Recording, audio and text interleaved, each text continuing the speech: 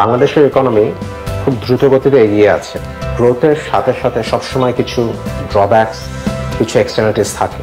এই ইস্যুসগুলো মাথায় রেখেই কনকর্ড 1998 সালে বাংলাদেশের প্রথম পরিবেশ বান্ধব নির্মাণ সামগ্রীর ফ্যাক্টরি এস্টাবলিশ করে। গত 20 বছরে আমাদের কোনো কনস্ট্রাকশনে আমরা পোড়ামাটি ব্যবহার করিনি, পরিবেশ বান্ধব নির্মাণ সামগ্রী ব্যবহার করেছি। আমাদের সবচেয়ে বড় সাকসেস হলো যে আমাদের দেখা দেখি অনেকগুলো কোম্পানি, অনেক অর্গানাইজেশনস এই পরিবেশ বান্ধব নির্মাণ সামগ্রীর প্রোডাকশনে নেমেছে এবং আমরা খুবই খুশি যে বাংলাদেশ সরকার ভিশনারি একটা পদক্ষেপ নিয়েছে। আগামী 5 বছরে সরকারের সব কনস্ট্রাকশনে শুধু পরিবেশ বান্ধব নির্মাণ সামগ্রী ব্যবহার হবে।